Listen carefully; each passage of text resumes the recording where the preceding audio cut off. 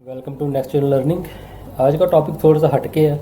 पहले हम Microsoft Excel के ट्यूटोरियल्स पढ़ते रहे और फिर आर्टिफिशियल इंटेलिजेंस के ऊपर कंटेंट कैसे बनाते हैं वो मैंने चीज़ें कुछ अपलोड की थी। आज का जो ट्यूटोरियल है वो बेसिकली दो वेब सर्च इंजन्स के बारे में है। एक का नाम गूगल क्रोम है और दूसरे का नाम माइक्रोसॉफ्ट एज है। काफ़ी सारा जो है ना कि आजकल ये जो है ना कि डिस्कशन हो रही है कि कौन सा बेहतर है। मेरे स्टूडेंट्स भी मुझसे पूछते हैं कि सर इन दोनों में से कौन सा बेहतर है। देखें, दोनों ही बेहतर हैं, दोनों ही सर्च इंजन हैं, दोनों ही जो है कि अपना अपनी जगह पे काम करते हैं। हाँ, अभी जो माइक्रोसॉफ्ट एज उसको थोड़ा सा है वो है कि इसके अंदर कुछ फीचर्स हैं रिगार्डिंग पीडीएफ, रिगार्डिंग हाईलाइटिंग, ठीक है। इस तरह के कुछ फीचर्स हैं जो कि गूगल क्रोम के अंदर मौजूद नहीं है, तो उसका आप बेनिफिट इधर से उठा सकते हैं। लेकिन Google Chrome is also a good web browsing या सर्च इंजन। इसी तरह माइक्रोसॉफ्ट एज भी जो है कि एक अच्छा सर्च इंजन है।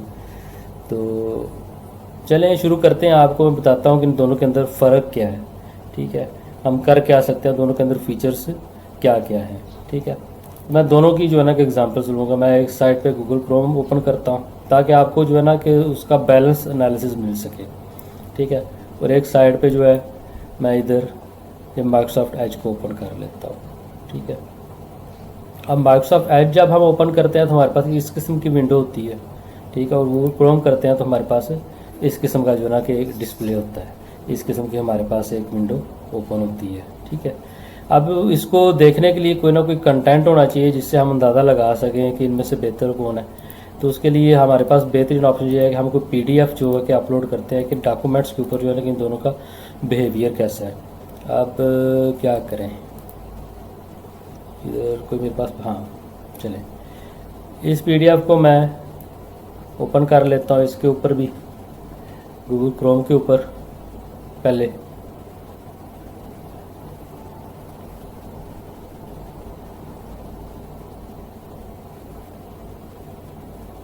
इस साइड पे व्यू है, ठीक है। ये गूगल क्रोम के ऊपर मैंने ओपन किया इसको, ठीक है। इसको हम ऊपर वाला जो व्यू उसको कहते हैं थंबनेल व्यू और नीचे वाला जो व्यू है इसको कहते हैं डॉक्यूमेंट आउटलाइन व्यू। ये अभी जो शो कर रहा है ये थंबनेल व्यू है और जो है कि डॉक्यूमेंट व्यू जो है किस तरह होगा, चैप्टर वाइज इसकी बन जाएगी एक इस साइड पे जो है ना लिस्ट। अभी जो है कि हम इसके अंदर फीचर्स देखते हैं कि पीडीएफ के रिगार्डिंग इसके पास हमारे पास फीचर्स क्या है, ठीक है। इधर से क्लिक करेंगे तो हाइड हो जाएगा। जो साइड की ऑप्शन है मेन्यूज़ वगैरह आती हैं दो, ठीक है। इसके साथ जो है कि जो हमने फ़ाइल ओपन की हुई है वो बता रहा है और पेजेस बता रहा है 137 पेजेस हैं इस डॉक्यूमेंट के और फर्स्ट पेज इसने ओपन किया हुआ है और इसका जूम रेशो क्या है 100% है। इसके अलावा और क्या फ़ीचर है, सबसे पहला इसके साथ फीचर है फिट टू पेज, ठीक है। ये फिट टू पेज जो हमने जो क्लिक किया था, देखें ये वर्टिकली था टॉप टू बॉटम। अभी जो है कि हमारे पास जो ऑप्शन हाईलाइट हो गई है वो कौन सी हो गई है, विड्थ वाइज। अगर इस तरह करेंगे तो पेज की जितनी चौड़ाई है, जितनी हमारे पास स्क्रीन है उतना जो है इसकी चौड़ाई हो जाएगी, ठीक है। उसके अलावा अगर हम रोटेट करना चाहें तो ये डॉक्यूमेंट को रोटेट करेगा, ठीक है। ये फीचर है। अगर किसी फाइल को हम डाउनलोड करना चाहें इधर से करेंगे तो डाउनलोड हो जाएगी। अगर प्रिंट आउट लेना चाहिए तो प्रिंट आउट दे देगा। और अगर फर्दर इसकी प्रॉपर्टीज़ हमको देखना चाहिए तो टू पेज व्यू, ये ऑप्शन ये है कि अगर दो पेजेस जो है कि पैरेलल चलें, पेज 1 पेज 2, तो वो व्यू हम जो है कि इस तरह ले सकते हैं। ये सारी ऑप्शन जो है कि इसके अंदर मौजूद हैं, ठीक है। अगर हम इसको पेन को जो है साइड का जो ये वाला पोर्शन है, साइड बार जो है इसको हम ख़त्म कर देते हैं तो ये इसका फुल व्यू इस तरह हो जाएगा। अब अगर व्यू को चेंज करते हैं तो ये फिट टू पेज करेगा टॉप टू बॉटम यानी कि वर्टिकली, ठीक है। अब इसको विड्थ को जो है कि एडजस्ट करेगा लेफ़्ट टू राइट हॉरिजॉन्टली, यानी कि जितनी पेज स्क्रीन है आपके पास अवेलेबल है उतनी उसकी वो विड्थ कर देगा। ये फीचर्स हैं हमारे पास स्टैंडर्ड गूगल क्रोम के पास। मैंने आपको फीचर्स बताने हैं, आपको आइडिया हो जाएगा कि आपके लिए कौन सा बेहतर है। एक बात ज़हन में रखनी है, मैं बुरा किसी को भी नहीं कहूँगा। अगर जो है ना गूगल क्रोम बुरा होता तो इंटरनेट एक्सप्लोरर को रिप्लेस ना करता, ये बात आप जहन में रखें। ये जो है ना कभी तक जो है गूगल की तरफ से best search engine Google Chrome है। कुछ फीचर्स हैं जो एडिशनल फीचर्स हैं माइक्रोसॉफ्ट वालों ने इसके अंदर ऐड किए हैं एज के अंदर, वो आप देख लेते हैं कि वो कौन कौन से हैं। ठीक है, यहाँ तक तो आपको गूगल क्रोम के इन्वायरमेंट की समझ आ गई होगी। एक्स्ट्रा फीचर्स कौन से हो सकते हैं वो हम देखते हैं अभी माइक्रोसॉफ्ट एज के अंदर। अगर इसी फाइल को जो है कि मैं PDF फाइल है, इसको मैं अगर ओपन करूँ एज के ऊपर, तो एज हमें क्या प्रोवाइड करता है, देखिए थोड़ा सा इंटरफेस के अंदर ना आपको समझने की ज़रूरत है। अब ये सारी की सारी जो ये चीज़ है ना हमारे पास, ये वाला सारे का सारा जो है, ये सारा एरिया जो है कि हमारे पास एक्स्ट्रा चीज़ें आ गई। इसके अंदर को पायलट की ऑप्शन है, ड्रॉ की ऑप्शन है, ठीक है। इसके अलावा आप जो है इसको प्रिंट भी कर सकते हैं, सर्च भी कर सकते हैं, यानी कि फाइंड भी कर सकते हैं किसी जगह खास वर्ड को आपने देखना हो। सेटिंग वगैरह भी, एक्स्ट्रा सेटिंग्स भी हैं, ठीक है। चलिए मैं थोड़ा सा इसको स्टेप बाय स्टेप चलता हूँ। सबसे पहला फीचर ये है कि ऑलरेडी जो है ना कि इसका ये चैप्टर वाइज सिलेक्टेड है। अगर इसको हम थंबनेल करेंगे तो थंबनेल आ जाएगा, अब अगर चैप्टर वाइज इसको करेंगे तो चैप्टर वाइज आ जाएगा, ठीक है। इसको हाइड कर देते हैं। पहला फीचर इसके अंदर एक्स्ट्रा क्या है, हमारे पास पहला एक्स्ट्रा फीचर इसके अंदर हाईलाइटर। इसके अंदर हाईलाइटर की ऑप्शन मौजूद है कि आप कोई भी चीज़ को हाईलाइट करना चाहते हैं वो आप कर सकते हैं। कोई भी कलर आपको चाहिए वो कर लें। फॉर एग्जाम्पल इसकी थिकनेस आप ज़्यादा बढ़ाना चाहते हैं, ठीक है, तो जो भी आप हाईलाइट करना चाहते हैं कंटेंट वो उतना हाईलाइट हो जाएगा, ठीक है। लेट्स सपोज ये हमने हाईलाइट किया, ठीक है। अगर आप इसको जो है टेक्स्ट ओनली हाईलाइट करना चाहते हैं कि बाकी चीज़ें हाईलाइट ना करें, सिर्फ टेक्स्ट को हाईलाइट करें, तो ठीक है, ये इतना हम कर देते हैं। तो इसके अंदर फिर टेक्स्ट को वो हाईलाइट कर देगा। ये ऑप्शन भी इन्होंने दी हुई है, ठीक है। बाकी चीज़ें जो है ना कि आप कोई आस्क कहना चाहिए को पायलट को, या हाईलाइट को जो है कि आप ख़त्म करना चाहे या उसका कलर चेंज करना चाहे तो वो भी आप कर सकते हैं, ठीक है। इसी तरह हाईलाइट के ऑप्शन पे जाके नन कर देते हैं, ठीक। अगर आपने हाईलाइट किया है कुछ, इसको मैं ख़त्म कर देता हूँ, इधर से कलर चेंज कर लेता हूँ। आपने ये हाईलाइट किया है, ठीक है। इसको ख़त्म करने का क्या तरीका, दोबारा एक दफ़ा क्लिक करें, हाईलाइट पे जाएं, इसको नन कर दें, या इधर से ये इरेज़र है इसको इरेज करने ये कर दें तो ये तब भी ये ख़त्म हो जाएगा। ये ऑप्शन भी है एक। उसके बाद हमारे पास ऑप्शन आई थी ड्रा की। ड्रा क्या होता है कि बेसिकली सिलेक्ट लिंक प्रॉपर्टीज़ या सिलेक्ट इंक प्रॉपर्टीज़ के ऊपर जाके हम इसको हम कोई भी जो है इंक की प्रॉपर्टीज़ को चूज़ कर लेते हैं। फॉर एग्ज़ाम्पल हमें अंडरलाइन करने के लिए लेट्स सपोज ब्लू कलर चाहिए, ठीक है। ये हमने प्रॉपर्टी को सिलेक्ट कर लिया। अब इसको हम फॉर एग्ज़ाम्पल हम किसी खास पोर्शन को जो है ना कहते हैं कि उसको अंडरस्कोर करना है नोट्स के अंदर, ताकि नेक्स्ट टाइम हमें याद रहे हमने क्या किया था, कहाँ तक पढ़ा था, या कौन सी चीज़ इंपॉर्टेंट है जिसको हमने सबसे पहले रिवाइज करना है या देखना है। अंडरलाइन करने के लिए इसको अगर ख़त्म करना है तो उसी तरह इरेज के थ्रू हम इसको ख़त्म कर देंगे। इसी तरह जो है कि हमने अगर इसके ऊपर टेक्स्ट को ऐड करना है, कोई कमेंट देना है, ठीक है, या कोई चीज़ जहाँ पे हम कोई चीज़ अपनी तरफ से देना चाहते हैं वो हम करना चाहें तो वो भी हम कर सकते हैं, ठीक है। ये इधर हम फॉर एग्ज़ाम्पल कोई देना चाहते हैं, एग्ज़ाम्पल कोड लिखना चाहते हैं, मैं कहता हूँ जी एग्ज़ाम्पल कोड है ये, ठीक है, ये कर दिया तो इस साथ इसके PDF के ऊपर ये टेक्स्ट आ गया है, ठीक है। दोबारा इसके ऊपर क्लिक करके अगर मैं इसका साइज़ बढ़ाना चाहूँ, ठीक है, इंक्रीज टेक्स्ट कर दूंगा, डिक्रीज करना है तो डिक्रीज टेक्स्ट कर दूंगा। अब एग्जाम्पल और कोड के दरमियान ये दो डिफरेंट वर्ड्स हैं ना, एग्जाम्पल एक अलग वर्ड है, कोड एक अलग वर्ड है, इनके दरमियान गैप ज़्यादा करना है तो ये देख लें एक्सपैंड करना शुरू कर देगा इनको, ठीक है। तो ये दरमियान में इनका गैप ज़्यादा हो रहा है, ठीक है। E और X के दरमियान, A के दरमियान, फिर इसी तरह CODE के दरमियान, क्योंकि ये बेसिकली एक्सपैंड कर रहा है इसको तो ऑटोमेटिकली इनके दरमियान गैप भी ज़्यादा। अगर इनकी स्पेस को डिक्रीज टेक्स्ट स्पेसिंग करनी है तो हम डिक्रीज़ करेंगे तो ये डिक्रीज स्पेसिंग इनके दरमियान जो है कि वो इस वर्ड के दरमियान भी जो है स्पेसिंग ज़्यादा हो जाएगी, इस वर्ड के दरमियान भी स्पेसिंग, दोनों वर्ड्स के दरमियान भी स्पेसिंग वो बढ़ती जाएगी, ठीक है। तो बेसिकली इस काम के लिए इस्तेमाल किया जाता है, ठीक है। इधर से आप किसी इसका कलर को चेंज करना चाहें तो वो भी कर सकते हैं, ठीक है। इधर से फॉर एग्जाम्पल आप इसका कलर रेड करना चाहते हैं तो रेड हो जाएगा, ठीक है। अगर डिलीट करना चाहिए इसको रिमूव कर देंगे, स्केप करेंगे तो ये ऑप्शन ख़त्म हो जाएगी, ठीक है। उसके बाद टेक्स्ट की ऑप्शन आ गई। उसके बाद हमारे पास जो अगली ऑप्शन आ जाती है वो क्या ऑप्शन आ जाती है, अगली ऑप्शन आ जाती है रीड अलाउड। अगर आप कोई चीज़ सेलेक्ट की हुई है आपने फॉर एग्जांपल और इसको आप कहते हैं कि रीड अलाउड करो, तो भाई इसको हम करेंगे, देखो रीड अलाउड करेगा वो। Typical compilation. ठीक है। 3. Consider the source code of C function. Int x for int n.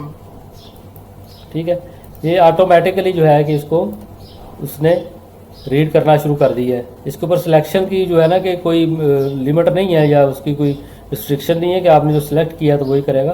तो मैंने आपको एग्जांपल बताई थी कि इसको हम सिलेक्ट भी कर सकते हैं, पीडीएफ को हम सिलेक्ट भी कर सकते हैं। ठीक है, इसको हम जो है ना कि कॉपी भी कर सकते हैं टेक्स्ट को, तो ये ऑप्शंस भी हमारे पास मौजूद है। लेकिन जब आप इसको रीड आउट कराना चाहेंगे तो रीड आउट वो कर लेगा। रीड अलाउड इसकी ऑप्शन को आप इस्तेमाल करना चाहें तो वो रीड अलाउड के ऑप्शन को इस्तेमाल कर लेगा। ठीक है, इसके अलावा हमारे पास कौन सी मज़ीद ऑप्शन हो सकती हैं? मज़ीद ऑप्शन हमारे पास हो सकती है कि हमने फॉर एग्ज़ाम्पल जो है कि ट्रांसलेट करना है किसी चीज़ को, तो वो ट्रांसलेट भी हम कर सकते हैं। कोई वर्ड है, कोई चीज़ है जिसका हमें मतलब समझ में नहीं आ रहा, ठीक है, उसको हम ट्रांसलेट करना चाहें तो ट्रांसलेट भी करवा सकते हैं। फॉर एग्जाम्पल मैं कहता हूँ इसको ट्रांसलेट करो भाई।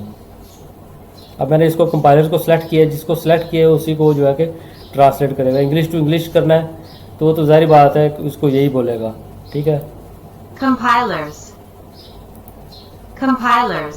लेकिन जो है कि इंग्लिश टू किसी और लैंग्वेज में फॉर एग्जांपल इसको हम कोई करना चाहें, अरबिक में कहें तो अरबिक में ये क्या बनता है? अल-मुजम्माइन। ठीक है, अल-मुजम्माइन का मतलब ये बता रहा है चीज़ों को इकट्ठा करने वाला, सब चीज़ों को इकट्ठा लेके चलने वाला। हिंदी में करेंगे तो क्या करेगा? संकलक। ठीक है, इसी तरह हम अपनी ज़ुबान के अंदर करना चाहें उर्दू में, देन व्हाट? कंपाइलर्स। देखें, इसने जो है ना कंपाइलर ही बोल दिया सीधा सीधा। ठीक है, तो ये लैंग्वेज की रिस्ट्रिक्शंस भी हैं इधर। तो ये भी जो है कि लैंग्वेज की जो है ना कि वोकैबुलरी नहीं है। ठीक है, कंपाइलर का जो हम उर्दू के अंदर जो है बेसिकली बोलते हैं चीज़ों को एक जगह पे इकट्ठा करना। ठीक है, चीज़ों को एक ही जगह के अंदर इकट्ठा करके उनके ऊपर कोई एक्शन परफॉर्म करना हो तो उसको हम कंपाइलर कहते हैं या कंपाइलेशन कहते हैं, या इकट्ठा करने वाला, जोड़ने वाला। ठीक है, तो उसको हम कंपाइलर कहते हैं। बहरहाल हमने कौन सा इधर उर्दू जो है कि लिटरेचर। आस्क को पायलट को अगर आप ये ऑप्शन इसके अंदर बिल्ट इन है। ठीक है, क्योंकि ये माइक्रोसॉफ्ट वालों का है तो को पायलट भी जो है कि माइक्रोसॉफ्ट वालों का है। आस्क को पायलट को भी अगर आप कोई चीज़ कहना चाहते हैं तो वो भी आपको, ठीक है, टू पास कंपाइलर। ठीक है, इसको आप कॉपी करके इधर पेस्ट करके भी आप इसको कह सकते हैं। ठीक है, आप सिंपली इसको इधर पेस्ट कर दें और उसको बोलो कि भाई ये बताओ टू पास कंपाइलर क्या है।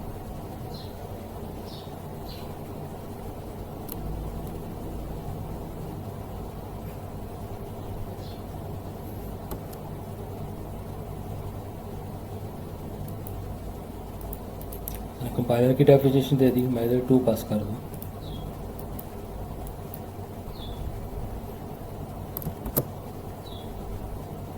ओके, सर्च करो भाई।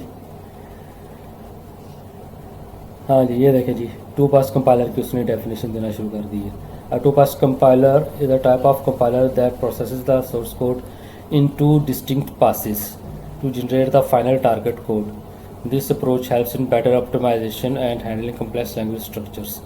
ठीक है, ये टू पास कंपाइलर की उसने डेफिनेशन जो है कि बता दी है। ठीक है, ये बेसिकली इसके अंदर ये फीचर्स पाए जाते हैं। इसी तरह अगर आप उसके साइज़ को छोटा बड़ा मैनुअली भी करना चाहें तो भी कर सकते हैं। अगर फिट्स क्रिएट करना चाहें तो भी आप कर सकते हैं। ठीक है, ये पेजेस वगैरह बता रहा है। ठीक है, तो ये ढेर सारे इसके अंदर फीचर है जिनको आप यूटिलाइज़ कर सकते हैं। पेज का व्यू अगर आप लेना चाहें, ठीक है, पेज का व्यू ले सकते हैं। आगे ये पेज क्या है, सिंगल पेज व्यू है, ये टू पेज व्यू है।